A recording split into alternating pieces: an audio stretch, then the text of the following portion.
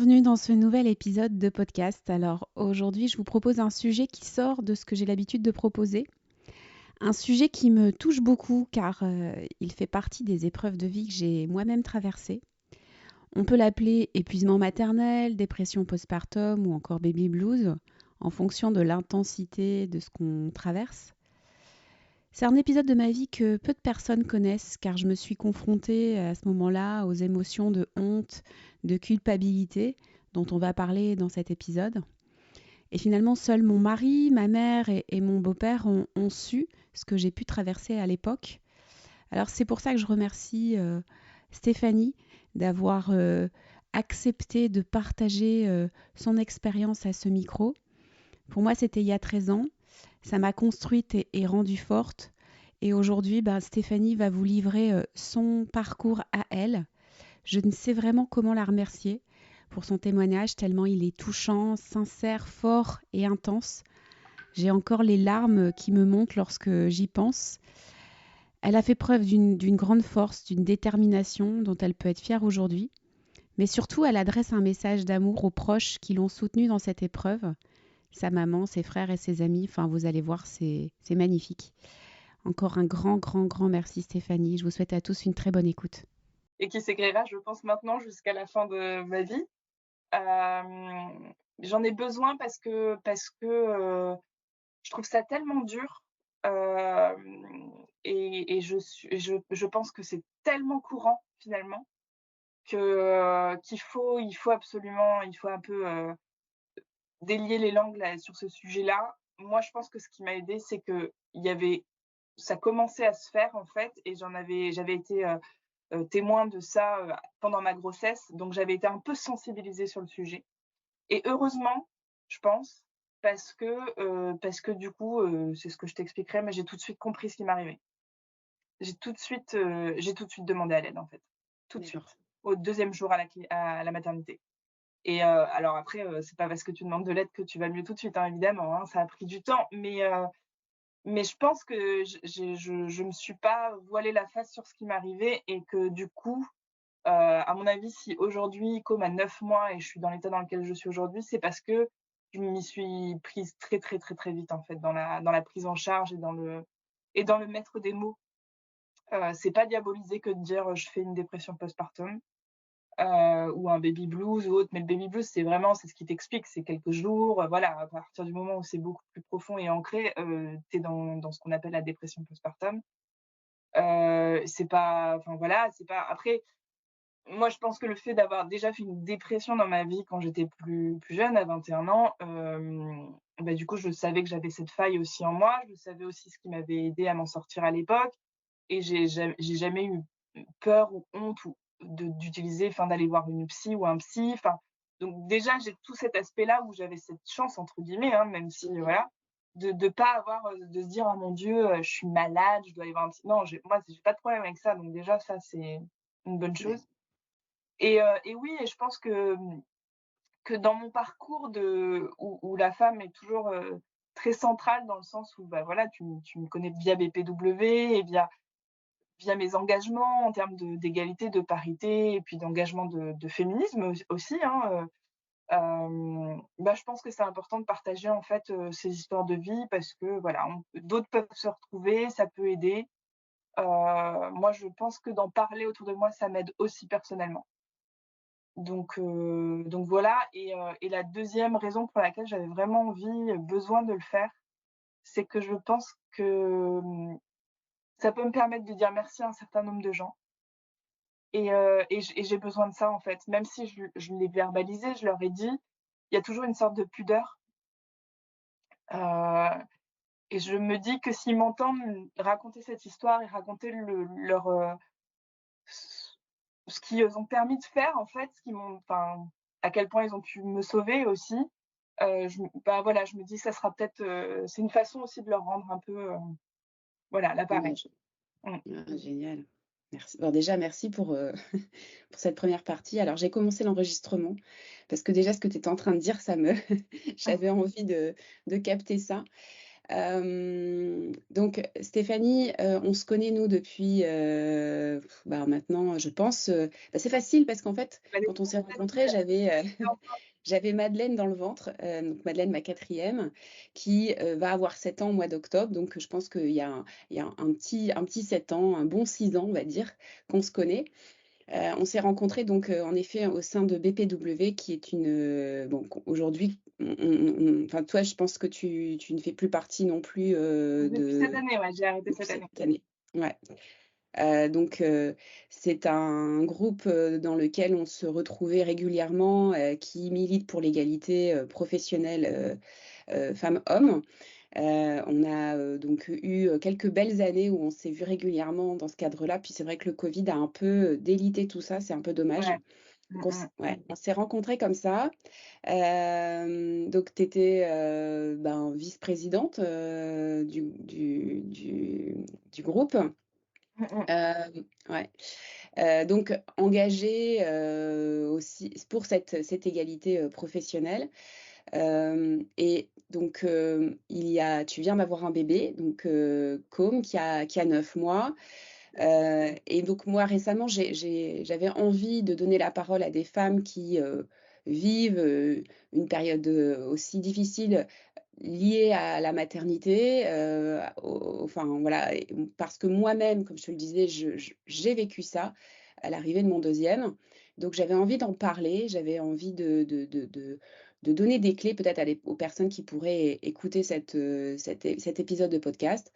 Donc c'est ça et tu t'as levé le doigt, tu m'as dit: «Moi je veux bien, je veux bien prendre la parole sur ce sujet». Tu viens de m'expliquer que tu souhaites prendre la parole sur ce sujet parce que, Hem, c'est un besoin que tu ressens d'exprimer, d'en parler, aussi une Mmh. forme de militantisme aussi d'une certaine manière et aussi pour, remercier toutes les personnes qui t'ont accompagné pour donner des clés, je pense aux personnes qui nous écouteront. Donc, il y a déjà, un bel objectif derrière cette prise de parole.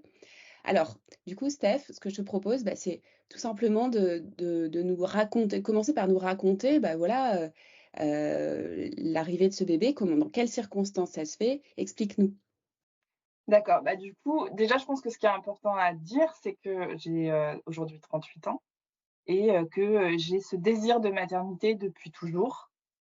Désir qui s'est, vraiment, vraiment renforcé, je dirais il y a une dizaine d'années, hein, un peu avant mes 30 ans, et je savais, voilà, que c'était un désir profond, que pour moi, je ne pouvais pas passer à côté de la maternité dans ma vie. Enfin, c'était quelque chose que je n'envisageais pas.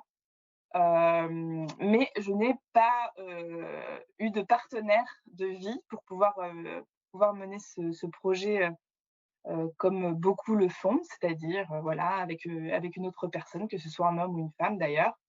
Mais moi, j'avais pas d'homme dans ma vie, pour me permettant de faire ça. Et c'est vrai que le temps passant, j'avais ce tic-tac, hein, qu'on a nous les femmes, biologiques, et j'avais de plus en plus peur. J'étais de plus en plus, triste. Je pense que c'était ça, hein. J'étais profondément triste de pas voir ce désir se réaliser, et j'avais vraiment peur qu'il ne se réalise jamais. Et du coup, j'ai décidé de me lancer dans une PMA. Donc au moment où je me suis lancée dans la PMA, je me suis lancée dans une PMA en Belgique parce que donc on n'habite pas très loin nous Mmh. de la Belgique, étant sur l'île. Et pourquoi? Parce que c'était pas encore légalisé en France et ça l'a été, quelques mois après. Ben, moi, je me suis lancée en février et c'était en juillet que c'est passé la loi est passée en France. Mais comme j'avais déjà commencé et qu'en plus il y a beaucoup, beaucoup d'attentes en France pour les femmes seules comme ça qui ont ce désir de maternité solo, et bah, du coup, j'ai continué en Belgique, en fait. Donc c'est pour ça que ça s'est fait de cette manière-là.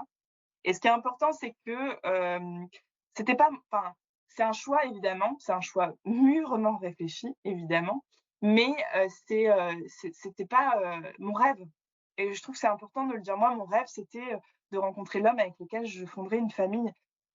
Pour autant, je me dis que ça veut pas dire que Com n'aura pas un papa un jour, Mmh. mais que les choses se sont juste écrites dans un autre sens. En tout cas, c'est comme ça que je lui raconterai son histoire, je pense. Et ce qui a été déclencheur aussi, c'est ma famille, notamment ma maman et mon petit frère qui connaissaient comme tout le monde parce que c'était un désir que j'exprimais, un désir de maternité, et qui un jour m'ont dit: «Bon, en tout cas, Stéphanie, si un jour tu te décides à te lancer solo, on sera là». Et ça, c'est important parce que véritablement, de se l'entendre dire, de savoir que s'il me le disait, c'était aussi pensé, dès le lendemain, je prenais un rendez-vous.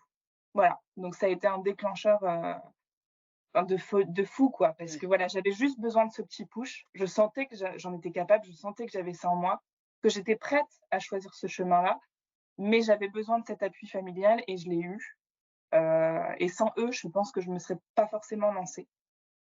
Donc voilà, donc ça c'était en février, bah, il y a 2 ans, finalement les choses ont été très vite. Sur le coup, on trouve ça très long, hein, donc on voit des psychologues, ce qui est très bien. On fait tout le process, on paye assez cher, on achète les paillettes, et puis ensuite arrive le moment des inséminations et en fait, moi, ça a fonctionné au bout de la troisième.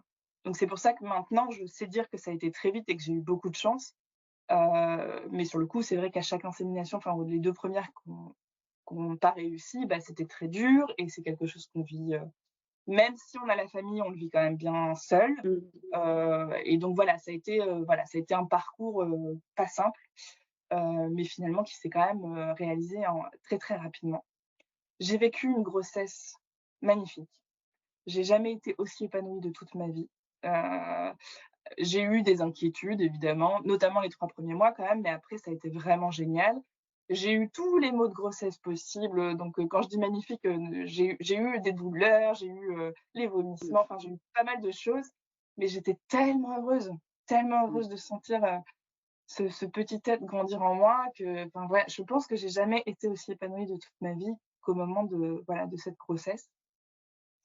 Et il y a eu toute cette préparation, la préparation de la chambre, la préparation de tout, où j'ai été très, très aidée de mes amis. Enfin, je me suis vraiment sentie, très, très entourée, dans une sorte de bulle, quoi. Le boulot, ça a été un peu compliqué parce que je suis quelqu'un de très, très investi et donc j'ai travaillé comme une malade pour anticiper mon congé maternité le plus possible. Je suis responsable de service et je voulais vraiment que mes collègues, les agents avec lesquels je travaille, se sentent je dirais, en pleine sérénité pendant la période où j'allais être absente. Donc j'ai bossé 2 fois plus quand j'étais enceinte pour être sûre que tout soit calé. En gros, mes objectifs de 12 mois, je les ai remplis en 7, hein, clairement. Donc je m'étais mis de la pression quand même là-dessus mais je regrette pas parce que c'est vrai que ça a été, du coup assez smooth pour l'équipe, donc ça, c'était une bonne chose. Et donc arrive l'accouchement qui s'est assez mal passé. Alors je sais pas si ça a été, enfin je ne sais pas, hein, si c'est ça qui a causé la suite, mais en tout cas ça a été très compliqué. Ça a été un déclenchement déjà, ça a duré j'ai été en travail pendant plus de 30 heures, Mmh mh. et ça s'est fini par une césarienne d'urgence. Donc ça a été assez intense en fait, et donc j'ai été sonnée par cet accouchement. Ce qui est «chouette» entre guillemets, c'est que j'ai vécu cet accouchement avec mon petit frère. Donc quand je te dis que j'ai été accompagnée, c'est jusqu'au bout. C'est-à-dire que mon petit frère qui a sa vie de famille, qui vit à Vincennes, a quand même passé l'été, en télétravail à Lille pour être sûr de pouvoir être là auprès de moi quand j'allais accoucher.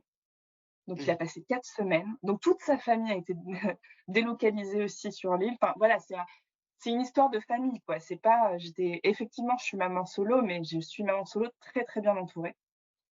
Et mon petit frère voilà, il a été là, il m'a tenu la main pendant toute cette durée, pendant ces 30 heures, et ce qui était super important aussi, c'était que qui dit césarienne dit peau à peau et la maman ne peut pas le faire et que la première personne qui a tenu mon fils dans ses bras, c'est mon petit frère. Je dis ça avec beaucoup d'émotion parce que je trouve que c'est très beau et que Com a ce lien avec un homme, avec en l'occurrence son tonton, qui qui est qui est très, très spécial, je trouve. Voilà. Et heureusement que voilà, que mon petit frère a été là. Et donc après, à l'accouchement, donc Com arrive, je me sens très heureuse, mais je ressens une énorme fatigue. Enfin, je suis un peu dans un espèce de feu d'artifice d'émotions, en fait. Et ça, Mmh. je me dis que ça doit être normal, enfin que voilà, il y a plein, plein d'émotions. J'ai pas ce truc de love at first sight, quoi, où je Mmh. vois mon fils d'un seul coup et heu j'ai pas ce truc-là, mais comme j'avais entendu dire qu'on pouvait ne pas l'avoir, enfin, je me dis pas: «Oh mon Dieu, j'ai pas ce coup de foudre, immédiat». Donc là-dessus, je me mets pas de pression. Mais par contre, la pression, elle arrive très, très vite parce que en fait, je suis épuisée. Je me retrouve seule à le gérer à la maternité la nuit, et on nous dit: «Il faut absolument que le lien entre la maman et l'enfant se fasse». Donc en gros, on vous laisse vous démerder quand même Oui. avec cet enfant qu'on ne connaît pas, on ne sait pas quoi faire, on ne sait pas, donc ça, c'est assez violent. Et je dirais qu'au bout du deuxième jour, où donc je mangeais pas, je dormais pas, enfin c'était, en plus, enfin il faisait, 38 degrés, il y avait un problème de ventilation, donc il faisait hyper chaud dans la chambre, enfin c'était voilà. Et au bout de 2 jours, en fait, je sens que je suis profondément triste. Mmh. Je suis dans ce que je dis le dark quoi, mais j'étais dans le noir. J'étais dans le noir, j'étais vraiment pas bien. Et donc là, je me souviens, je dis à une sage-femme, je dis: «Appelez-moi un psy, il faut que je voie un psy». Donc je pense que j'ai très, très vite compris, alors peut-être pas pris la mesure à quel point j'étais pas bien, mais j'ai très, très vite compris qu'il y avait quelque chose qui n'était pas Mmh. normal et qu'il fallait qu'on m'aide. Et donc j'ai très, très vite vu un psy qui ensuite nous a suivis parce qu'à la maternité, c'est, le lien maman-enfant, donc il nous a suivis pendant quelques semaines après avec Com. Et heureusement que j'ai enclenché ça, mais encore une fois, je le dis, j'ai senti tout de suite qu'il y avait quelque chose de pas normal, mais j'en ai pas pris la mesure non plus. Mmh. C'est-à-dire qu'ensuite, on a fait venir ma maman parce que, on avait le droit qu'à un accompagnant, donc c'était mon petit frère, qui a dû reprendre le boulot ensuite. Et au départ, la maternité ne voulait pas qu'il y ait une deuxième personne qui vienne me voir, donc je me retrouvais, solo, quoi. Mmh. Et quand ils ont vu mon état, ils ont dit: «Bon, quand même, on accepte que la maman vienne», donc ma maman est venue. Et c'est pareil, je pense que de se voir dans le regard de sa maman, bah, j'ai compris que j'allais pas bien. Elle m'a proposé, de venir vivre chez elle à la sortie de la maternité, et ce que j'ai accepté parce qu'en fait, je me sentais pas du tout capable de rentrer, Mmh. chez moi seule avec eux. Mais ça aussi, je me dis quelque part là, j'ai pris aussi une bonne décision à ce moment-là, en fait, parce que je voulais protéger mon enfant. Mmh. Je pense que j'étais tellement mal que ce qui était important, c'était de protéger mon enfant à tout prix. Hem Et là, en fait, on pensait que ça serait temporaire, et je suis restée 2 mois. Je suis restée Mmh. 2 mois, chez ma maman, donc qui habite pas très loin, mais voilà. Et heu et qui m'a sauvé la vie. Ma mère m'a sauvé la vie, littéralement. Hem, Ce qui était beau à entendre après, et ça, c'est quelque chose qui va rester pour moi, c'était que pendant ma grossesse, tout le monde me disait: «Ah, ta fille est près de chez toi et tout, tu vas beaucoup t'occuper de ton petit enfant», alors qu'elle s'occupe beaucoup aussi des autres petits enfants, mais Mmh. ils habitent plus loin. Mmh. Et elle leur répondait: «Non, non, non, non, moi j'ai ma vie, bah, tu connais ma maman, donc tu vois très bien». Elle disait: «Non, non, non, non, je m'occupe de mon petit-fils, mais pas plus que ça, voilà». Et là, les gens, du coup, ses amis venaient la voir en lui disant: «Tu as vu tout ce que tu fais pour ta fille, et ton petit-fils, tu disais que», et elle leur répondait, et je trouve ça mais tellement beau, elle leur répondait: «Mais je suis une maman et là, ma fille a besoin d'aide, et c'est pas pour mon petit-fils que je le fais, je suis là pour ma fille». Et je me dis: «Bah, voilà, à 38 ans, et oui, bah, oui, une maman, ça reste une maman», et ce qu'elle a fait pour moi, ça reste quelque chose qui est extraordinaire parce qu'elle a mis complètement sa vie entre parenthèses pour être là pour moi. Je dis pour moi parce que moi, j'étais là pour Com. Mmh. Je me suis toujours occupée de mon fils, vraiment. Et alors j'ai pas réalisé ça au départ, mais je m'en suis toujours très bien occupée, maintenant je m'en rends compte. On me le disait, mais j'y croyais pas, mais je m'occupais bien de mon fils. Mais elle s'occupait bien de moi. C'est-à-dire Mmh. que c'est elle qui m'a nourrie, c'est elle qui a géré toute la logistique, c'est elle qui a, enfin, elle a assuré, quoi. Et elle m'a permis de pouvoir sortir un peu la tête, de l'eau, et elle m'a permis de comprendre ce qui m'arrivait, de prendre le temps, de pas être dans cette urgence de: mon Dieu, il faut que je m'en sorte», voilà. Malgré tout, on l'est, hein, dans cette urgence, mais en tout cas d'apaiser un peu cette chose-là, sans être dans le jugement, sans être, voilà, en me disant: «Je serai toujours là et tu prendras le temps qu'il faudra et on y arrivera». Et elle m'a donné confiance aussi, je pense que c'est ça qui est important, en me disant tous les jours que je m'occupais bien de mon fils, et voilà. Mais c'est vrai que c'est très violent, c'est très dur de se dire qu'on est profondément, mais profondément, j'étais profondément triste. Mmh. J'étais de je Tout était angoissant.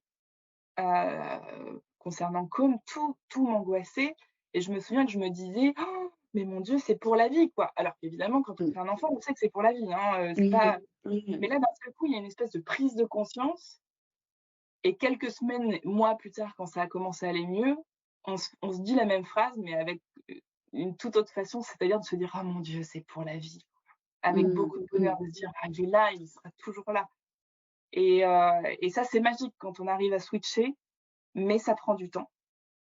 Moi, donc on a été suivis par un psy, à la maternité, donc j'y allais, tous les 15 jours avec Com.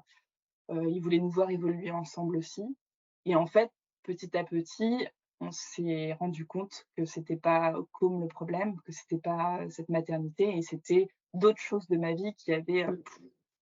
qui, Mmh. d'un seul coup, paf, nous reviennent en pleine face, qu'on pensait peut-être réglées et qui en fait sont pas du tout réglées et je pense que déjà le jour où j'ai compris qu'en fait c'est mon problème, c'était pas, mon lien avec mon enfant, bah, déjà ça retient un poids énorme de culpabilité, enfin clairement, hein. Et puis ensuite, bah, les choses se sont faites petit à petit et je me souviendrai toujours que le jour de ces 2 mois, il y a eu son premier sourire et là, j'ai eu un espèce de vague de bonheur, d'émerveillement, de larmes qui me sont montées alors que je n'avais pas pleuré depuis 2 mois et je me suis dit: «Mais c'est ça, ça y est, je ressens» et et je trouve que c'est important de dire ça, c'est-à-dire que mon fils, je l'ai aimé à la première seconde, mais je n'ai pas ressenti cet amour. Mmh. C'est-à-dire que j'aurais donné ma vie, à partir du moment où il est né, j'aurais donné ma vie pour lui.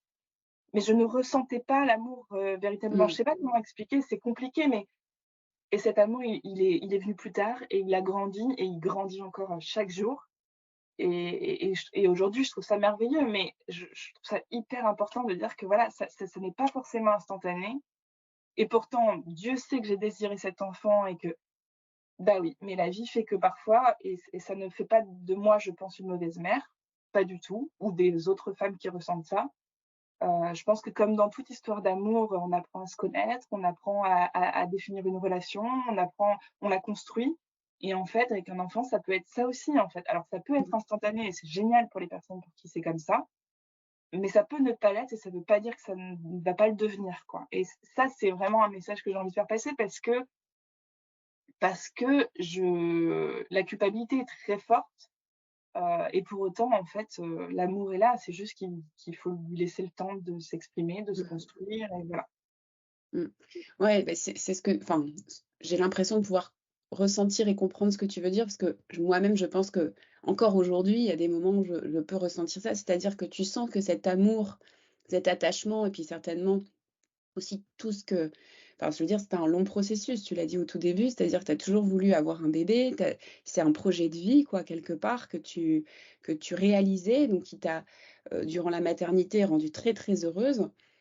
Et en fait, j'imagine, hein, je ne sais pas, ce qui a pu se passer ensuite, mais, en réalité, bah, à ce moment-là, une grande fatigue, émotionnelle. Bon, les hormones qui sont aussi, à ce moment-là, en au taquet, et en réalité, bah, à ce moment-là, je pense que notre corps est un peu en mode survie quand on est extrêmement fatigué comme ça. Tu viens de vivre un accouchement très éprouvant donc tu ressens cet amour, enfin tu ressens, il y a de l'amour et comme tu le dis, tu sais que c'est la personne la plus importante de ta vie à ce moment-là et en même temps tu es pas heureuse et c'est le paradoxe qui questionne en fait à ce moment-là, c'est: «Mais je devrais c'est pas ça, c'était pas ça le plan, C'est ça, ouais. c'est pas ce qui Pourquoi? était» Enfin, c'est quoi le problème avec moi? Enfin, c'est ça. ouais, Mmh. ouais, normalement là je devrais, être, la plus heureuse, comme je viens de l'être, en étant, enceinte. Qu'est-ce qui se passe? Est-ce que j'ai un problème? Est-ce qu'il y a un problème?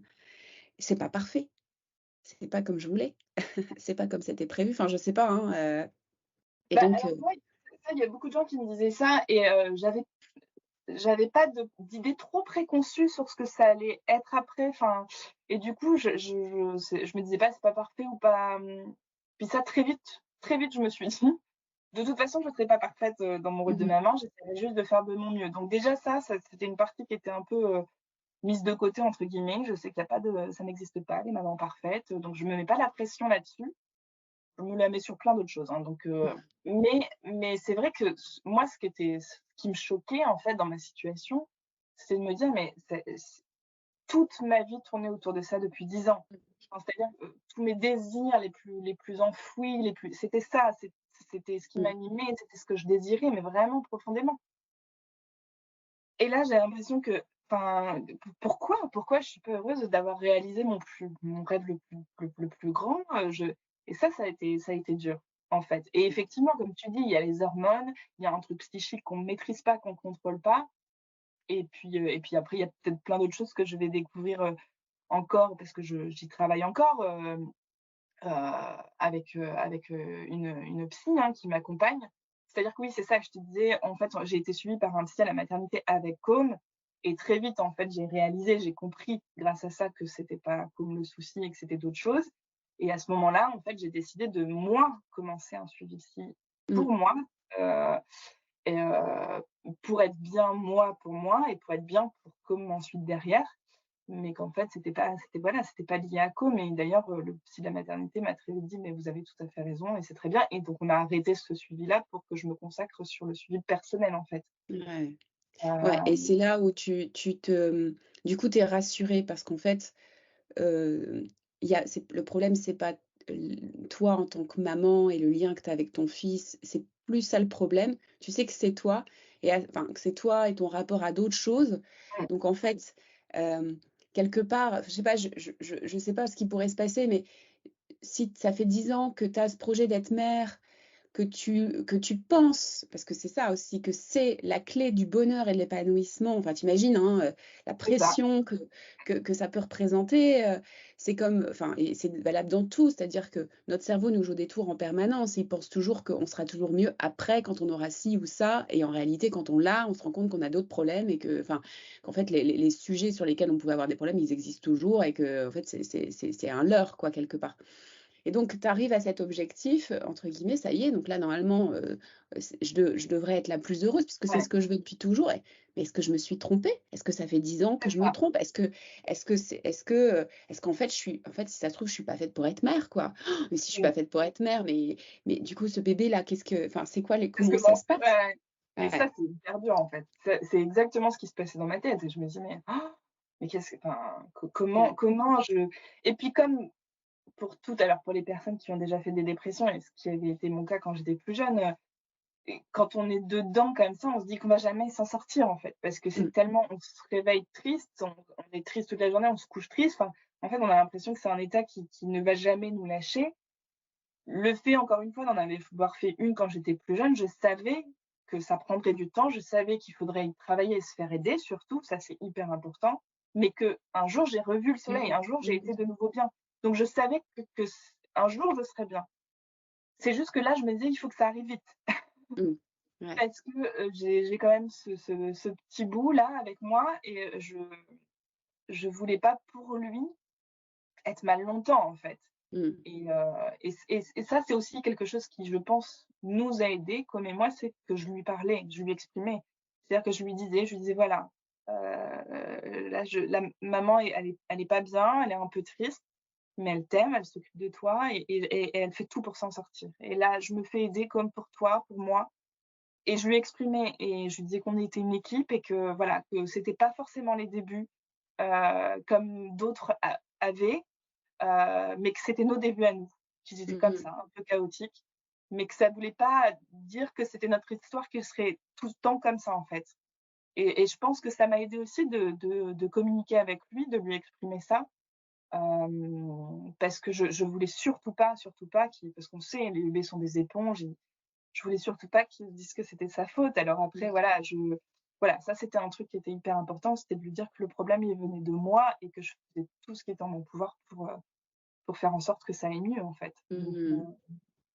mais c'est vrai que c'est très particulier et comme tu me le disais sur ton deuxième enfant, sur ce que tu as ressenti, moi, ce qui m'a beaucoup aidée aussi, alors c'est l'entourage, comme je te disais, ma maman, mon frère, mon deuxième frère aussi, qui est venu m'aider à un moment donné et qui on est peut-être un petit peu moins proches et encore, enfin, en tout cas, on se dit moins les choses et lui m'a dit: «Tu es une bonne maman» et en fait, c'est la première fois que je l'ai entendu alors que ma maman et d'autres me le disaient, mais que lui me le dise, pareil, Mmh. ça a été un petit déclic, quoi et c'est ces petits déclics comme ça du quotidien qui c'est pas des baguettes magiques. Évidemment que d'un seul coup, pouf, tout se retire pas.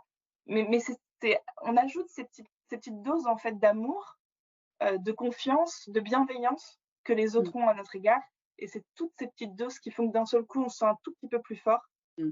et qu'on arrive à avancer et j'ai eu des amis très présents. Il y a eu une semaine où ma maman est partie en vacances et elle a bien fait, hein, de prendre un peu de temps pour elle et du coup, j'ai des amis qui se sont relayés à mes côtés et donc Com avait moins de 2 mois, hein, j'étais pas encore revenue chez moi. Donc je suis revenue pour l'occasion chez moi, mais j'ai été entourée, c'est-à-dire que j'ai des amis qui sont venus dormir avec moi, chez moi, pour être sûre que je me sente en sécurité et que je sois et bah, ça, c'est pareil, c'est voilà, pendant la grossesse, on dit: «Ouais, vous serez là, hein, pour moi, si j'ai des Mmh. difficultés» et en fait, oui, les gens sont là. Il faut Mmh. juste oser le demander, ce qui est pas facile. Ouais. Encore maintenant, j'y travaille parce que j'ai des moments quand On est malade et que j'en peux plus parce que, bah, je suis solo à tout gérer. Il y a des moments où c'est très dur. Bah oui, bah, il faut demander de l'aide et franchement, heu, allez, je vais dire 98 du temps, quand on demande de l'aide, on l'a, hein. Les gens sont là. Mmh. Donc il faut Oui, juste oui, passer oui. le cap de le demander. Ça mais encore une fois, c'est pas fini pour moi. Ça, je sais que c'est un travail que je dois encore faire sur moi-même parce que c'est pas facile. Parce qu'on a un peu aussi ce côté, en étant maman solo par choix, de se dire enfin, même si j'essaie de le combattre, j'ai toujours ce truc de dire: «Ah, ils vont se dire peut-être, elle l'a voulu, c'est bon», les gens qui se disent ça, c'est pas des gens qu'on a envie d'avoir dans notre entourage, quoi qu'il arrive. Donc Mmh. si jamais il y en a un qui se dit ça, bah, c'est pas grave, hop, on fait cette personne de notre vie. Mais la plupart du temps, non, les gens, s'ils sont dispo, après il faut que les gens soient dispo, ils seront là, quoi. Mmh. Et de la même manière, j'ai un parrain et une marraine formidables dans la vie de Com, voilà, des amis très, très précieux, et qui sont vraiment là dès que j'ai besoin aussi. Et voilà, je pense que quand on dit qu'avoir un enfant, c'est avoir un village autour. Enfin, il y a un peu cette idée. C'est vrai, il faut construire son village avec des gens sur lesquels on sait qu'on va pouvoir compter. Et comme un super village, comme et moi du coup, je Mmh. trouve qu'on a vraiment un super village autour de nous, quoi. Mmh. Et voilà. Et ça, c'est aussi une des clés que je pourrais donner. Tu disais les clés. Oui, il faut être très entouré. Et maman solo, c'est ça. Il faut être sûr d'avoir quand même un support système autour de nous.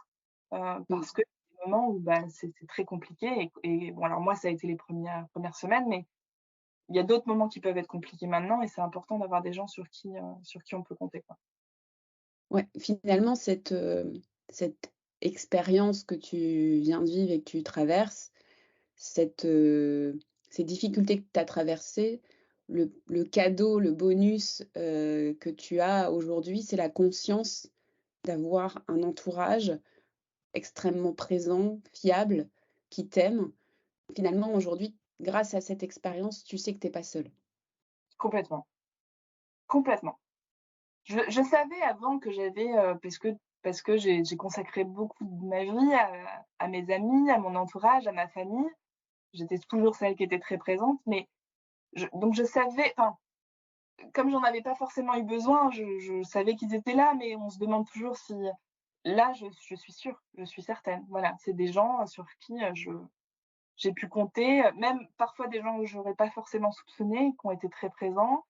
Et comme je le dis, hein, c'est des petites touches comme ça parfois, c'est les gens qu'on va croiser aussi dans la rue, la bienveillance des auxiliaires de la crèche, enfin des personnes de la Mmh. crèche quand Com a commencé à y aller. Parce que j'ai craqué une ou 2 fois le soir en allant me récupérer et elles m'ont toujours écoutée et c'est pareil, je tiens à les saluer parce qu'elles font un boulot qui est hyper difficile, qui est très peu reconnu et voilà, il y avait cette bienveillance à mon égard aussi en fait, j'ai senti de la bienveillance à plein d'endroits. Alors le podcast, je parlerai pas de parfois il y a pas de bienveillance, hein, ça arrive Mmh. aussi, mais j'ai pas envie de parler de ces parties-là parce que ça fait partie de la vie et que c'est pas rigolo. Je préfère consacrer ce temps de parole aux points positifs, en fait, parce qu'il y en a beaucoup et que je trouve que voilà et c'est pour quelqu'un qui pourrait être dans cette période un peu dark, d'entendre, j'imagine que voilà, il y a des clés, qu'il y a des points positifs à prendre, à aller picorer un peu à droite, à gauche et de se nourrir, en fait, de tout ça pour pouvoir essayer de se reconstruire, bah, c'est hyper important, quoi et encore une fois, moi, ce qui a continué à vraiment me «sauver» entre guillemets, c'est la reprise du travail. Mmh. Ce que tu disais pour ton deuxième enfant, c'est à la fois très dur et en même temps, moi, ça a été salvateur. Mmh. Ben, parce que la reprise du travail signifie aussi de me retrouver moi en tant que personne en fait, parce qu'on perd complètement son identité quand on devient maman. Enfin, on devient maman, donc d'un seul coup, il y a le reste, on ne sait plus si ça existe encore, on ne sait plus qui on est, on a changé, mais on comprend pas bien. Enfin, c'est assez complexe tout ce qui se passe à ce moment-là. Et du coup, c'est vrai que de retrouver cet univers dans lequel, en plus, enfin, moi, j'adore mon boulot, je suis très, très investie, et c'est vrai que de retrouver cet univers-là, où les gens, en fait, ont un regard ils trouvaient que, voilà, je pense que j'ai un peu ce truc de femme dynamique, et cetera. De retrouver ce regard sur moi, ça m'a beaucoup aidée. Et ce qui m'a aidée aussi, c'est la bienveillance, notamment des équipes et de mon responsable qui, effectivement a compris tout de suite que j'allais pas forcément revenir de la même manière, Mmh. que c'était pas grave. Me connaissant, de toute façon, je restais très impliquée et très, voilà, mais qui a accepté que j'ai un aménagement horaire, en fait, au départ, qui faisait que j'ai repris tout de suite, donc assez rapidement quand même, mais avec, une journée off, en gros, par semaine, pour avoir du temps pour moi. En me disant, «Par contre, ce jour-là, tu laisses bien, ton fils à la Mmh. crèche et tu prends ce temps-là pour dormir, pour aller au ciné, pour faire, du sport, mais pour toi».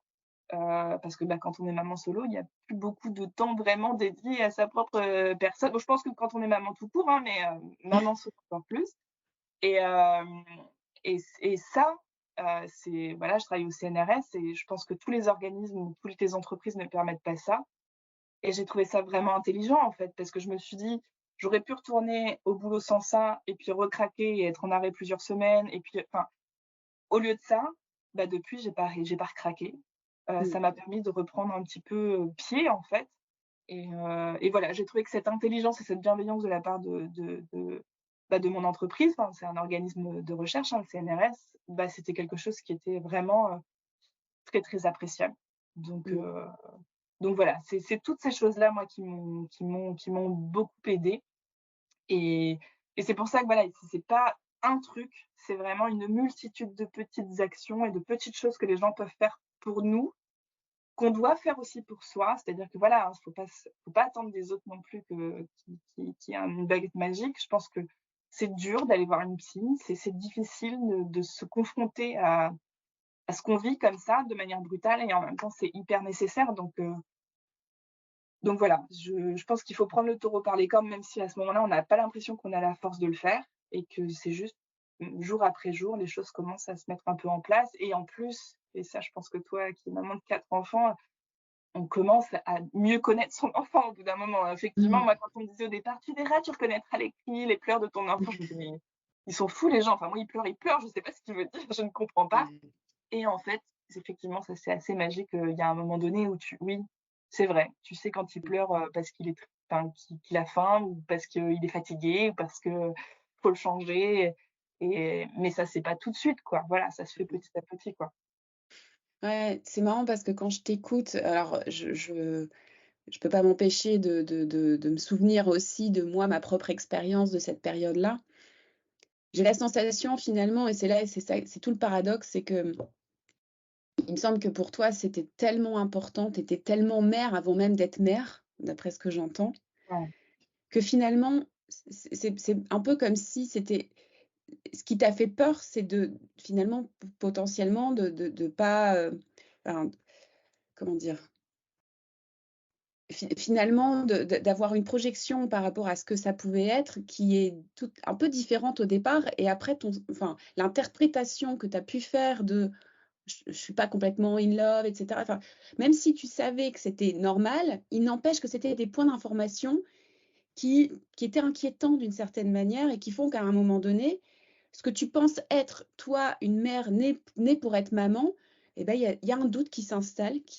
qui se crée, et qui crée en fait, bah, finalement une pente descendante à un moment donné. Enfin moi en tout cas, c'est comme ça que je pense que ça s'est passé. Et pourquoi finalement, bon finalement avec le temps, ben, on se rend compte qu'en effet, bah, on se débrouille plutôt bien, on a des personnes autour de nous qui vont nous le dire, qui vont nous rassurer. Donc même si on ne ressent pas la joie, on ne ressent pas la plénitude qu'on avait imaginé ressentir, finalement on se rend compte que, bah, ça va, je m'en sors quoi, voilà, donc tout doucement, on commence à regagner des petits points de confiance. Finalement, ce que je pensais être, finalement, je le suis peut-être quand même un peu. Finalement, je pensais être une mère, je pensais être faite pour ça. J'ai eu un gros doute parce que finalement, c'est pas ce que je vis. Je ressens pas la plénitude que je pensais ressentir. Mais petit à petit, bah, il y a quand même des points positifs. Et en effet, après, en plus, tout ça, c'est chimique, hein, donc Ouais, ça nous dépasse complètement, hein. complètement. Bon, en gros, ce qu'on vit à ce moment-là, c'est une descente aux enfers de la sérotonine.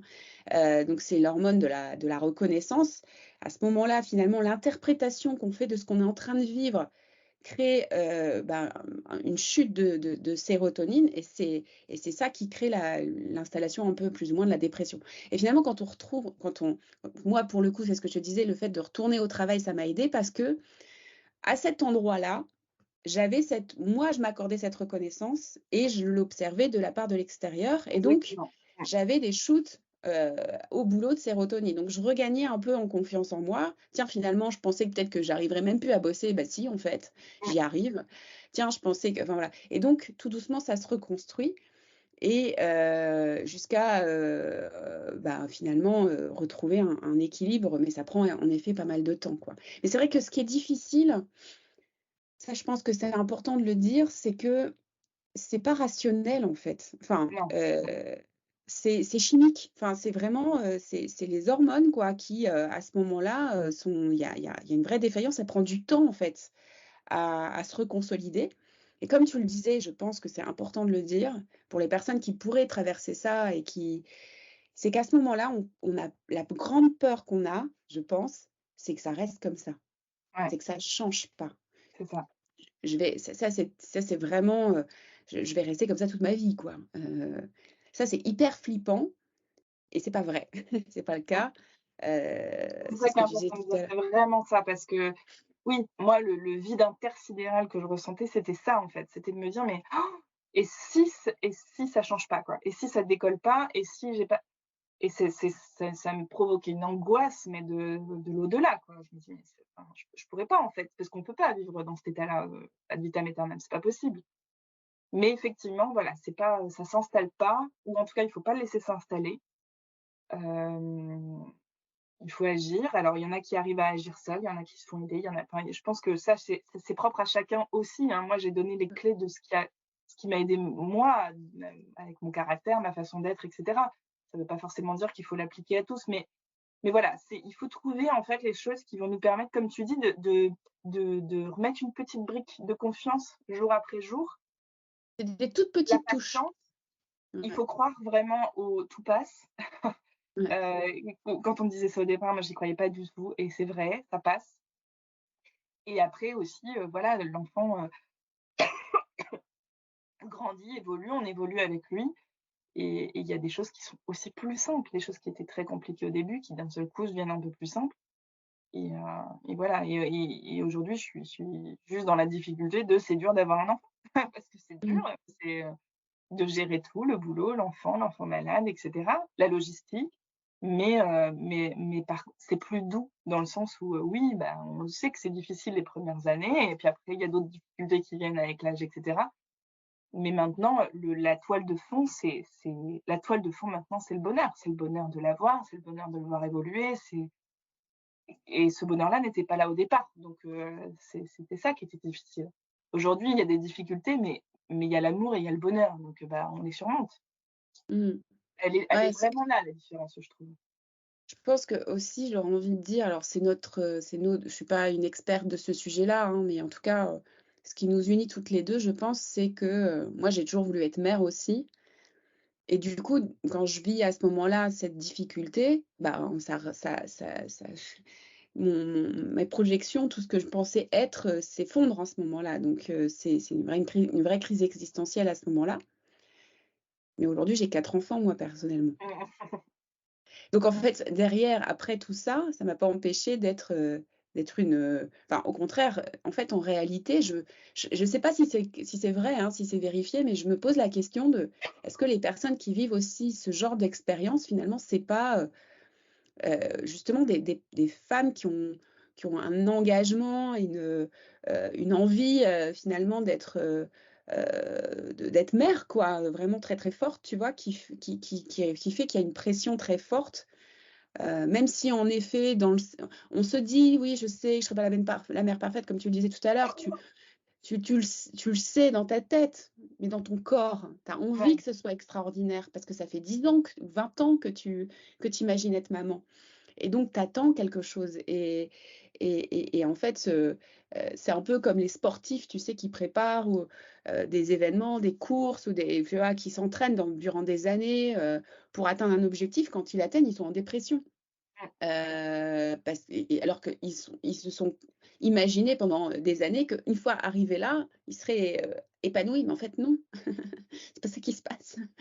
Donc j'aurais envie de dire justement parce qu'à ce moment-là, ce qu'on se dit aussi, c'est: «Mais en fait, je suis pas une bonne maman, quoi». Enfin, je suis pas, voilà, je suis et en réalité, non, quoi. Enfin, c'est tout le contraire, quoi. On a un potentiel justement et une envie d'être, une super maman qui nous joue des tours en quelque sorte. mmh. Je pense, enfin, tu vois? Je sais pas si c'est toujours le cas, mais je pense que c'est un peu ce qui se pa enfin, en tout cas dans nos 2 expériences, j'ai l'impression que c'est un peu ce qui a pu se produire, quoi, à une grande peur, une grande envie, quoi. Ouais. Non, ouais, tout à fait et après je pense que comme tu dis, il y a des choses qu'on ne maîtrise pas en fait et je pense qu'il y a peut-être aussi de ça dans nos personnalités. Enfin moi je sais que je suis quelqu'un qui je pense que les gens rigoleraient là, ceux qui m'entendent, mais je suis quelqu'un qui aime beaucoup le contrôle, hein. J'ai besoin de beaucoup contrôler les choses, qui m'arrivent autour de moi et cetera et là voilà, il y a un moment donné et ça je pense que, peu importe comment la maternité se passe, on perd le contrôle. Enfin voilà, il faut accepter, enfin c'est même pas il faut accepter, c'est que ça nous tombe dessus, c'est que d'un seul coup, on ne contrôle plus rien. Et ça aussi, c'est hyper compliqué en fait d'être dans un enfin c'est un monde nouveau complètement, enfin oui, c'est moi je sais que je m'attachais à chaque heure, il faut qu'il mange à telle heure, il faut qu'il mais c'est en fait, ça ne se passe pas comme ça et là, pour le coup, c'est un travail, quotidien sur soi de se dire: mais tous les jours, tous les jours, tous les jours de se dire: «Ah ouais, mais je voudrais qu'il mange à cette heure-là parce que du coup, il sera mieux et que» mais en ça se passe pas comme ça c'est on peut pas décider, de comment ça va se passer et pour quelqu'un qui a toujours été dans l'organisation, le contrôle, c'est très compliqué en fait et après, c'est aussi ça que je voulais moi, je voulais aussi travailler cet aspect de ma personnalité parce que je voyais bien déjà avant l'arrivée d'un enfant que c'était pas normal d'être autant obnubilé par, tout rentre dans des cases et tout dans le contrôle. Donc bah, là, c'est très bien. Là, c'est un l'exercice est, idéal pour ça en tout cas. Mais oui, c'est complexe et enfin voilà, comme à 9 mois aujourd'hui et je suis très fière et ça aussi, je trouve que c'est important de le dire. Je suis très fière de là où on est lui et moi aujourd'hui, vis-à-vis de tout ce qu'on a traversé en fait, je le verbalise parce que j'ai besoin de m'auto-convaincre de ça, de me dire: «Bah ouais, tu peux être fière de ce que tu as fait, de ce qu'on a fait ensemble, je suis très fière d'être très bien entourée aussi parce que quelque part, je me dis qu'on a les amis et la famille qu'on mérite. Enfin, c'est voilà, si les gens ont été si présents, c'est peut-être parce que j'ai été présente beaucoup auprès d'eux avant aussi et enfin voilà, j'essaye de construire un peu les choses de cette manière-là et de me dire que j'ai de la chance, mais que je me suis aussi «battue» entre guillemets, comme j'ai pu me battre pour avoir Com. Je me suis battue aussi pour aujourd'hui être là où on en est et je sais que le chemin est encore, long et qu'il y a toujours un petit peu cette peur de la rechute aussi et je pense que il faut en parler, il faut l'avoir en soi. C'est pas, aujourd'hui je me dis: «Bah, du coup, je suis vigilante aux signaux». Mmh. Voilà, si jamais il y a une rechute, bah on réactivera ce qu'il faudra réactiver ça sera pas une fin en soi et ce sera pas enfin voilà et je pense que il faut être bienveillant envers soi-même aussi en fait et se dire: «Attends, c'est superbe déjà le chemin que tu as parcouru. Peut-être que demain ça se passera moins bien, peut-être que et ben, c'est pas grave, tu Mmh. réactiveras ce qu'il faudra réactiver pour que ça se passe bien et tu t'en sortiras». Mmh. Tout à fait et je comprends parce qu'en effet, quand on a vécu une période comme ça, où on n'est vraiment pas bien, ben, on peut avoir, bah, forcément notre cerveau, se souvient de cette période-là, il a pas du tout envie de la revivre donc ça peut rester un peu, collé mais en fait, en effet, comme tu le dis, on a à un moment donné réussi à trouver des solutions, à s'en sortir Et ça construit la confiance pour après, justement, éviter de retomber dedans. En effet, après, notre cerveau ayant peur de retomber là-dedans, quand on sent qu'il y a des signaux, il va être en alerte par rapport à ça et pour qu'on puisse justement mettre en place des choses. Donc quelque part, quand on ressent de l'inquiétude face à un comportement qu'on a, c'est plutôt un indicateur de: «Ah, point de vigilance, faut que tu fasses attention, quoi», donc OK, qu'est-ce que je mets en place, pour travailler sur cette partie-là? Finalement, en fait, je ne sais pas si c'est comme ça que tu le vois aujourd'hui, mais moi, en tout cas, c'est comme ça que je le vois pour moi, pour ma propre expérience.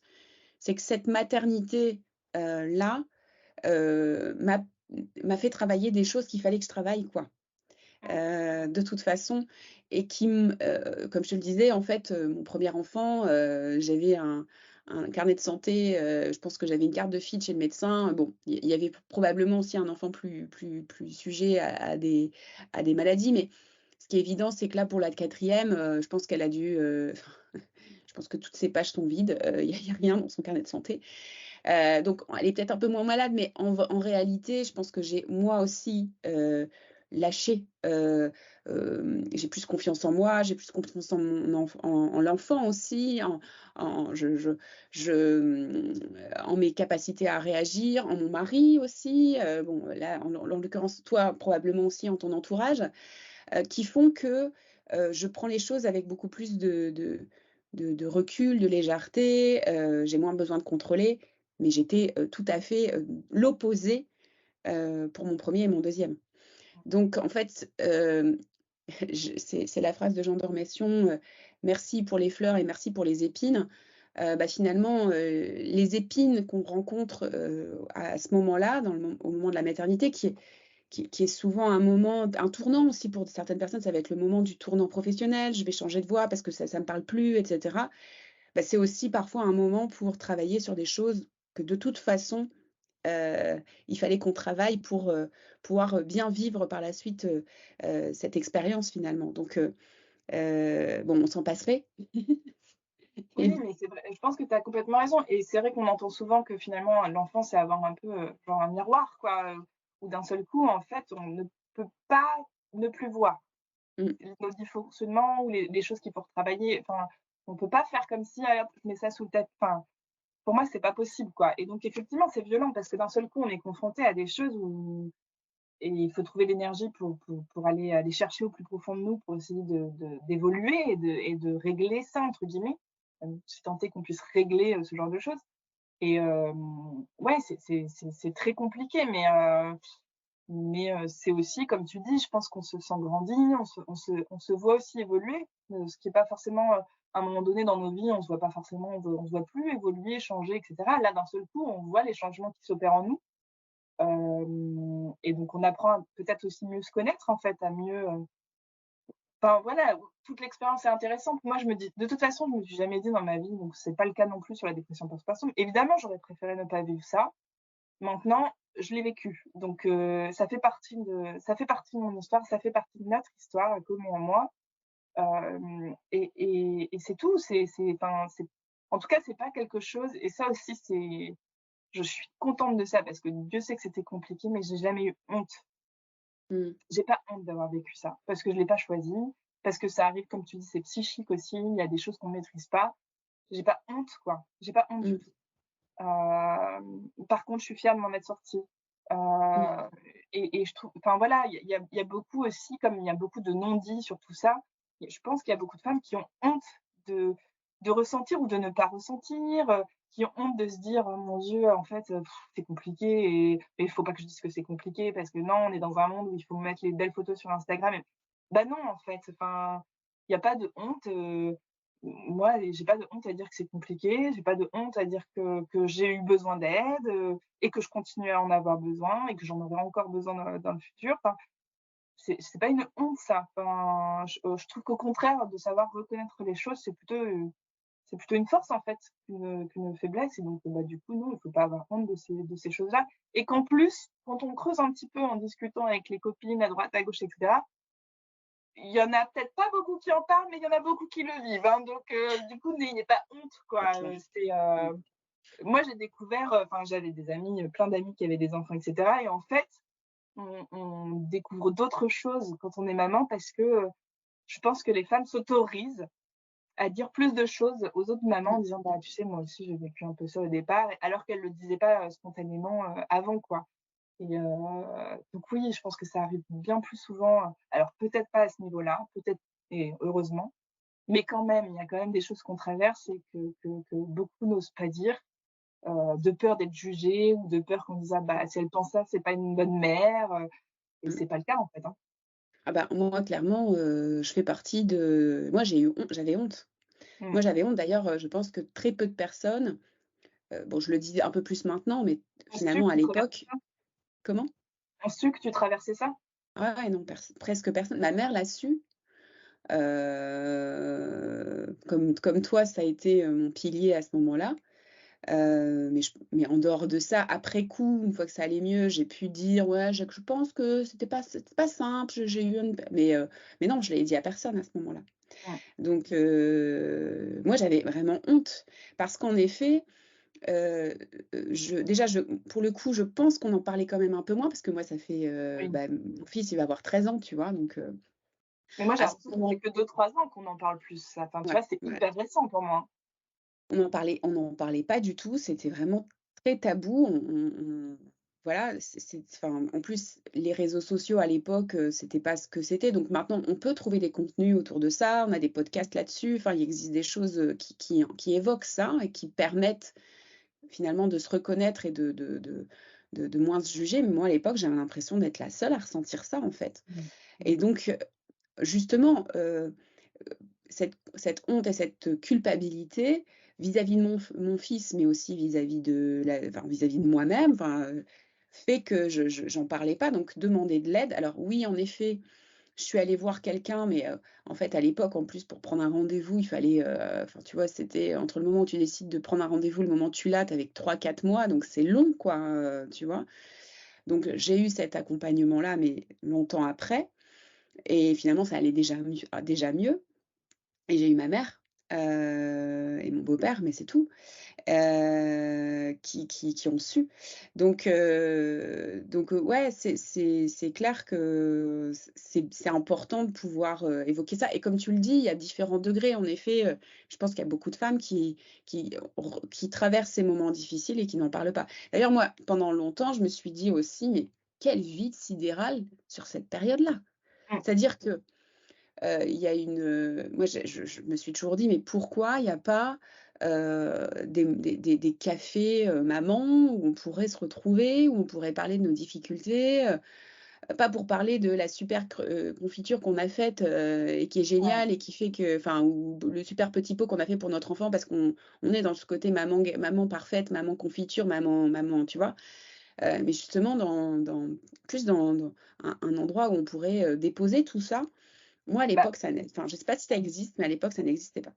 bah, là, tu vois, moi, ça, c'est pareil, c'est une autre clé et c'est ce qui m'a énormément aidée. C'est, en fait, juste avant d'accoucher, j'ai suivi, via Instagram, donc les réseaux sociaux, j'avais découvert une nana qui faisait des cours de préparation à l'accouchement, un peu sous auto-hypnose, et alors, au début, j'étais un peu dubitative, mais je trouvais qu'elle avait une énergie, qu'elle dégageait un truc qui m'intéressait beaucoup. Ça s'appelle Manon Naissance Magique, pour celles qui voudraient Mmh. écouter. Et donc elle proposait une sorte de pack comme ça et en fait, en plus de tout son accompagnement qui se fait sous forme de petites vidéos qui sont très, très, rapides, faciles à regarder et cetera, que le papa ou la deuxième maman, enfin l'accompagnant peut aussi regarder pour se préparer pour l'accouchement. Elle propose en fait plusieurs sessions de visio, avec d'autres, mamans qui vont accoucher à peu près au même moment Mmh. et donc elle crée des villages, elle crée des et qui se suivent après sur WhatsApp. Heu, mais ça a été d'une aide, mais folle parce que c'est exactement ce dont tu parles, en fait. C'était que d'un seul coup, on a partagé déjà toute notre fin de grossesse, tous nos accouchements au compte-gouttes, donc les sensations, ce qu'on a ressenti, comment ça s'est passé, entre celles qui avaient envisagé un accouchement, physio, pas de péri, qui ont finalement fini par une césarienne. Enfin, je veux dire, parce qu'encore une fois, on ne contrôle pas. Mmh. Et puis ensuite, ben, depuis 9 mois, on se suit il n'y a pas une seule journée sans qu'on s'écrive, pour se raconter le quotidien, les évolutions des enfants, partager nos doutes, nos questionnements. Alors oui, il y a de l'échange de bonnes pratiques, mais c'est vraiment cette soupape. C'est Mmh. exactement ce que tu décris, en fait, et ça, les réseaux sociaux apportent parfois des choses très, très néfastes, mais d'autres, des choses magnifiques, et là, pour le coup, c'est le cas. Parce que c'était des femmes donc que je ne connaissais pas du tout avant. On est toutes différentes, des 4 familles différents, voilà, mais on est juste rassemblées parce qu'on a toutes Mmh. accouché dans le même mois, et en fait, on partage des choses, mais c'est génial, en fait. Je me suis confiée à elles. Alors après, moi, je me confie aussi à toutes mes autres amies, hein, mais je pense que d'autres femmes, pas forcément, et donc du coup, il y a cette espèce de soupape et ce groupe un peu particulier. Là, il y en a certaines, on s'est rencontrées en vrai parce qu'on vient des 4 coins de la France, et je trouve ça génial, en fait, et Ouais. effectivement, cette nana Manon, donc Naissance Magique, elle a créé quelque chose de qui est formidable, en fait, parce que ça permet aux femmes effectivement qui traversent la même chose. Moi, j'ai une copine, Amélie, qui a accouché 6 semaines avant moi, c'est pareil, elle met d'une aide, et j'espère que je le suis aussi pour elle, parce qu'on partage nos nuits, compliquées Mmh. encore avec nos enfants, nos on partage plein de choses, en fait, et je trouve que c'est ça, en fait, qui est hyper important et qui nous aide, c'est d'échanger, c'est de parce que, Mmh. comme tu le dis, en fait, à un moment donné, se dire: «Tiens, je suis pas seule, en fait. Je suis pas seule à galérer avec cette histoire de biberon, je suis pas seule à galérer avec», et ben, rien que ça fait du bien, en fait. On se dit: «Bon, bah, OK, voilà, on est plusieurs, ça va passer, on va s'en sortir», en plus, des fois, on peut s'échanger vraiment des conseils de qualité, et ouais, ça fait du bien, ou juste pour déposer, comme tu dis. Enfin là, les filles, aujourd'hui, je vis une journée super difficile, elle a fait que pleurer, j'en peux plus.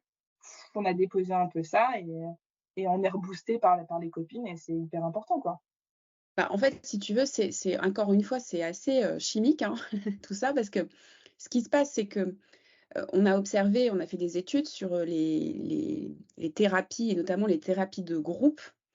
En fait, quand on a une pathologie quelle qu'elle soit, hein, une problématique, le fait de pouvoir se retrouver pour en parler, finalement, qu'est-ce qui se passe?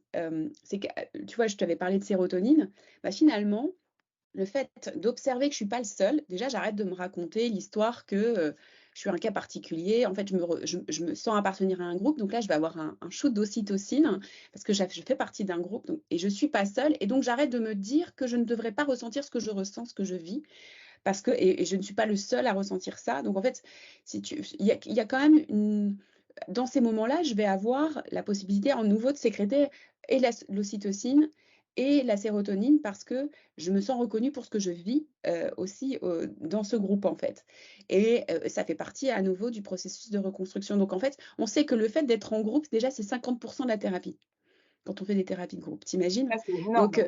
ouais, c'est fou.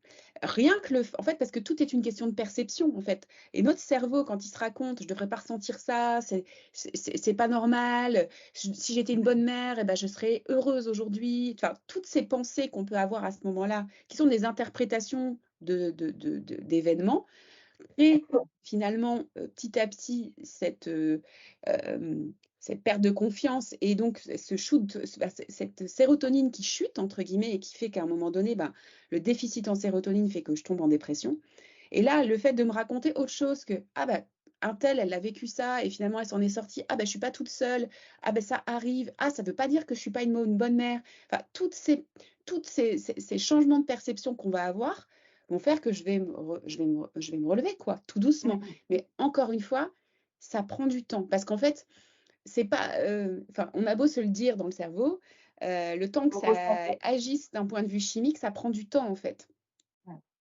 C'est des petits pas, tout petits pas tous les jours, qui font qu'à un moment donné, ça se reconsolide. Il peut y avoir des petites rechutes de temps en temps, mais c'est pas grave, parce qu'en fait après, bah, on sait comment, regagner de l'énergie, voilà, et puis ça fait partie aussi du processus de reconstruction, parce que finalement le fait d'avoir vu: «Ah bah, j'ai rechuté mais j'ai su rebondir», me rassure sur la fois d'après où, bah, je serai encore plus capable de rebondir. En fait, c'est tout un processus. Donc c'est, bah, voilà, c'est vrai que le fait de pouvoir se retrouver avec d'autres personnes qui vivent ça en même temps ou qui l'ont vécu, et avec lesquelles on peut échanger, c'est un vrai, vrai levier aussi, et si maintenant il y a des choses qui existent, bah, tant mieux, parce que, bah, moi à l'époque, ça n'existait pas, et moi je trouve enfin, je moi je vois qu'il y a beaucoup de femmes aussi, tu sais, qui, durant la période, du congé, alors sans faire forcément, un baby blues ou une dépression postpartum, peut-être qu'il y a différents degrés en effet. Mais après moi ce que j'observe, c'est qu'il y a beaucoup de femmes qui se retrouvent en congé parental, et qui perdent aussi, enfin qui sont pas forcément épanouies dans ce rôle-là, mais qui s'obligent à être dans ce rôle-là parce qu'il faut être dans ce rôle-là parce que sinon je suis pas une bonne maman. Et en fait, il y a à nouveau, je trouve qu'il y a pas grand-chose de proposé pour être autre chose qu'une mère à ce moment-là, tu vois? Et je pense que c'est important, comme tu le enfin, comme on pour toutes les 2 finalement, un des éléments aussi qui nous a aidés, c'est de retravailler. Ouais. Oui, parce qu'on retrouve, on comprend, enfin on reprend conscience qu'on n'est pas que, cette nouvelle chose-là, qu'on Mmh, comprend pas en plus, cette mère, enfin voilà, ça nous paraît complètement l'inconnu. Et effectivement, moi, ça m'a vraiment aidée à reprendre pied, même si ça a aussi son lot de, enfin, c'est compliqué, hein. C'est compliqué de laisser son enfant, c'est compliqué de switcher, en fait, aussi rapidement, de mode. En fait, moi, j'avais très peur de ça. Je me disais: «Mais» et j'avais peur des 2. C'est-à-dire que j'avais peur de re-switcher trop vite dans le mode professionnel et donc du coup, de me dire: «Ah mais si je pense plus à mon fils, c'est que voilà». Ou inversement, de pas mmh réussir au moment où j'allais être avec lui à ne pas penser au boulot. Enfin, et donc oui, c'est compliqué, ça, c'est encore quelque chose sur lequel je travaille au quotidien. Je pense que peut-être qu'on y travaille toute sa vie aussi, j'en sais rien, mais c'est vrai que ça fait du bien parce qu'en fait, d'un seul coup, on est autre chose et on retrouve aussi un peu de la personne qu'on était avant et même si cette personne, elle change, elle évolue, il y a quand même, des choses qu'on connaît et qui ouais, c'est ça.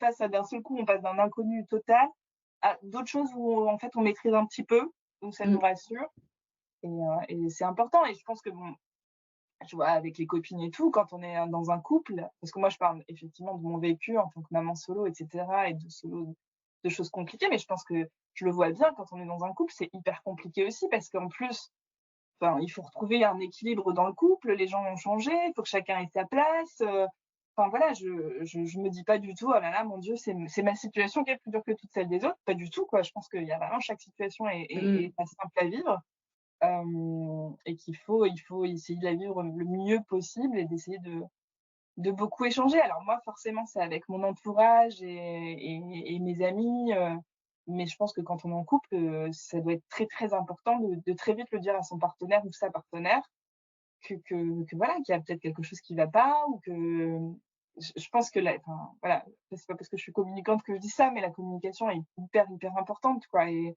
qu'il faut surtout pas s'enfermer dans un truc où on tait les choses parce qu'un jour, ça remonte à enfin, que ça explose, quoi, enfin, clairement, donc Mmh.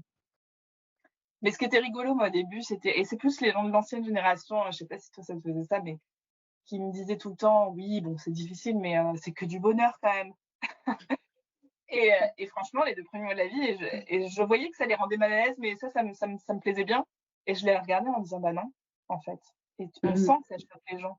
«Ah mh. quoi, tu as un enfant, elle ose Mmh. dire que c'est pas que du bonheur?»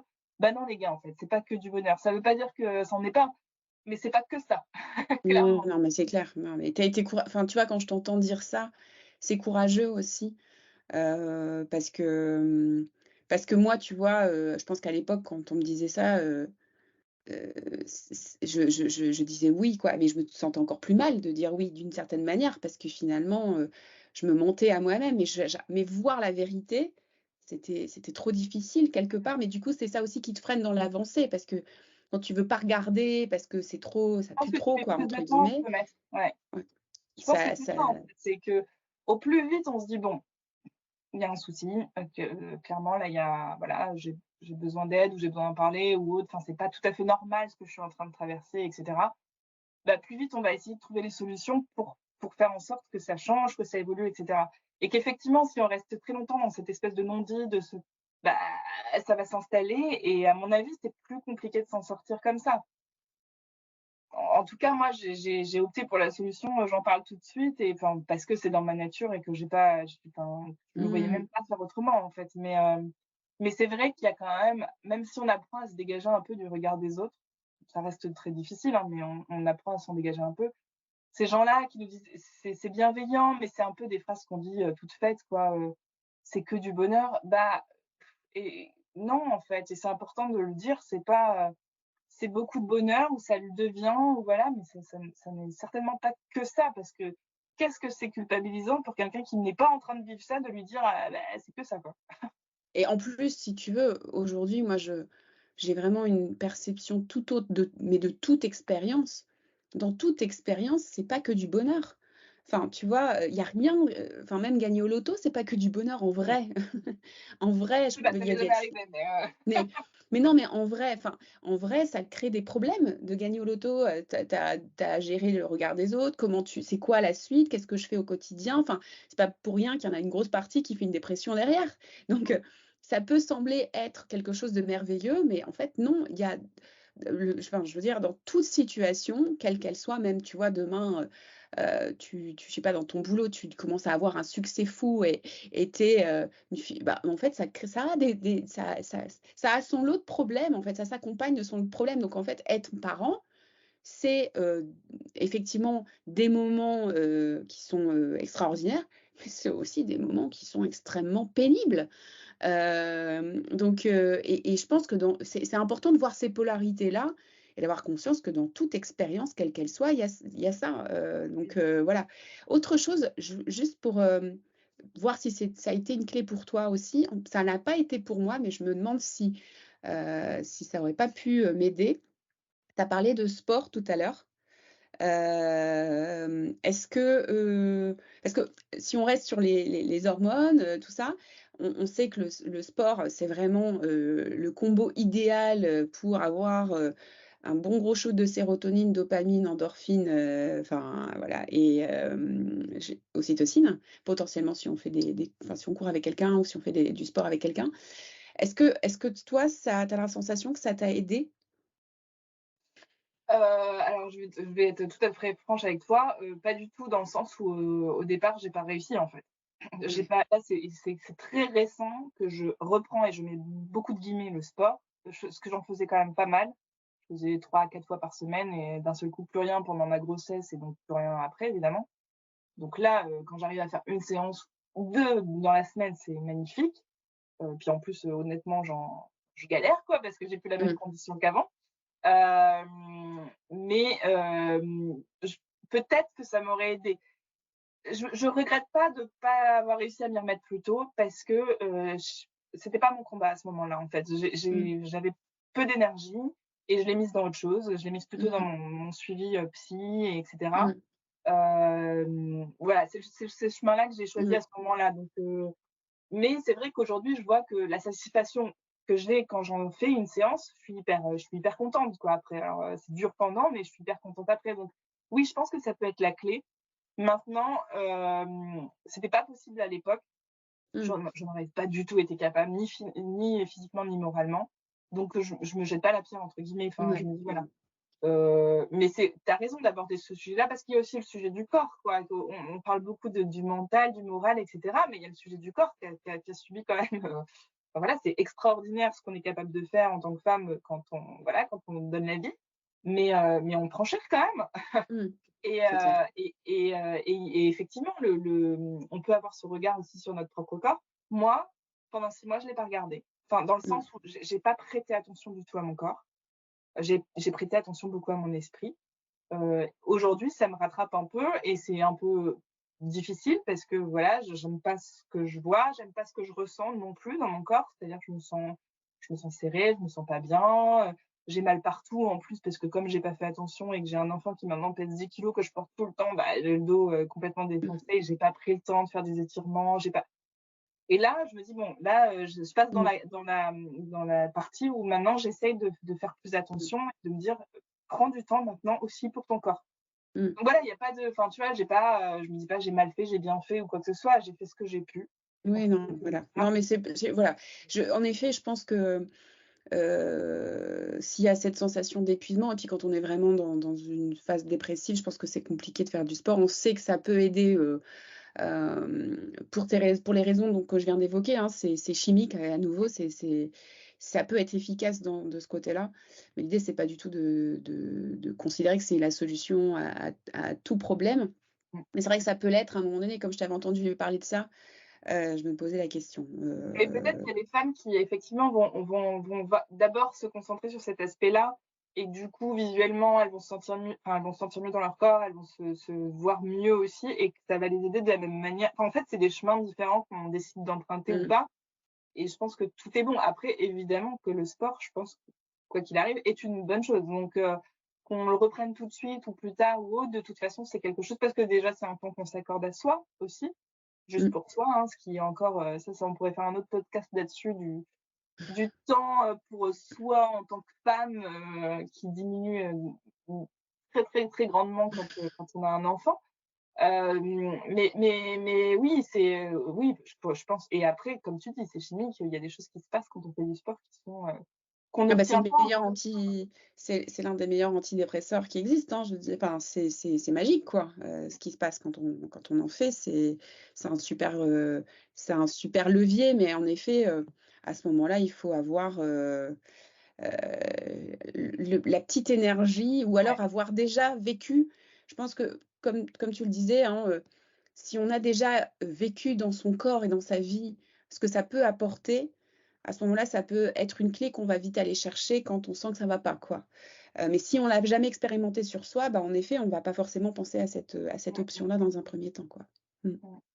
Mais en tout cas, sachez ceux qui écoutent, sachez que ça peut être une clé, assez efficace. Mais forcément, je pense qu'il faut de toute façon se faire accompagner comme tu l'as fait. Donc là, est-ce qu'il y a des choses qu'on n'aurait pas évoquées, que tu aurais eu envie de dire? Je pense qu'il y a oui, il y a beaucoup de choses, mais j'ai dit, ce qui me semblait le plus important. Je pense que voilà, j'espère sincèrement que ça peut aider. J'espère sincèrement aussi que tous les gens qui ont été là pour moi, écouteront ce podcast, et qu'ils entendront les remerciements et ce que parce que, je vais pas dire je leur dois tout parce que je pense que j'en dois une grosse partie aussi à moi-même, mais j'aurais pas pu le faire sans eux. Donc voilà, je trouve que c'est voilà, il faut vraiment bien être entouré, il faut pas hésiter à solliciter les gens et que c'est une aide bah, qui est hyper, hyper importante et je suis très, très heureuse d'avoir pu l'avoir, quoi. Mmh, ouais. En tout cas, c'était très émouvant, ce partage-là. Enfin, tu as vu, hein, j'ai à un moment donné, je me suis beaucoup retrouvée. Je pense que les personnes qui ont traversé ça ou qui traversent ça vont se retrouver aussi dans ce témoignage. Donc merci Stéphanie d'avoir, eu, je sais pas si c'est du courage pour toi, enfin j'ai l'impression que tu en avais besoin, envie, mais c'est pas forcément toujours facile à faire, tu vois? Je sais pas si moi j'aurais, eu ce courage-là à l'époque, donc merci à toi. Et puis, bah, je te souhaite, le meilleur pour la suite avec Com, et en effet, je vois que tu as réussi à créer l'environnement parce qu'en effet, comme tu le disais, aujourd'hui, ils sont là pour toi, toutes ces personnes, mais c'est parce que tu l'as créé aussi en amont. Tu es responsable aussi de tout ça. Donc bravo, bravo pour ce cheminement et entre guillemets, voilà, pour finir, merci aussi pour les épines parce que ça te fait avancer, ça te fait grandir et je pense que ça te permettra pour la suite d'être, probablement encore plus épanouie, d'avoir traversé tout ça, quoi, je pense. En tout cas, moi, ça a été le cas pour moi. Bon, bah, c'est tout ce que j'espère et puis, et j'espère encore une fois, que ce que je transmets là et c'est ce que je transmets à Com parce que c'est lui qui est devenu mon tout, quoi et que je pense que, voilà, si on fait tout ça aussi et comme tu disais un jour, en fait, ça fait de nous des bonnes mamans, je pense et ben, oui, j'espère, en fait, parce que ce qu'on traverse et pourquoi on se bat aussi pour aller mieux et cetera, bah, la raison principale, c'est pour eux, quoi Mmh. et c'était ce que j'imaginais avant. Effectivement, je pense que j'étais une maman sans avoir d'enfant. Aujourd'hui, je suis une maman avec un enfant et je suis hyper heureuse après avoir traversé tout ça, de me dire qu'il y a aucun regret. Enfin, c'est voilà, c'était ce que je voulais et comme il est au-delà de ce que j'aurais pu imaginer, il est vraiment génial. Comme toutes les mamans, mon fils est absolument génial. Mais voilà, je l'aime profondément et tout ce que j'essaye de faire maintenant, c'est pour lui aussi que je le fais, quoi. Ah, c'est chouette. Merci Steph. Merci. Merci d'avoir écouté cet épisode jusqu'au bout. J'imagine que si vous m'entendez, c'est que vous avez été touché par cet épisode, par ce message. Encore merci Stéphanie. De votre côté, partagez cet épisode aux mères, aux proches de personnes qui traversent ce type d'épreuve.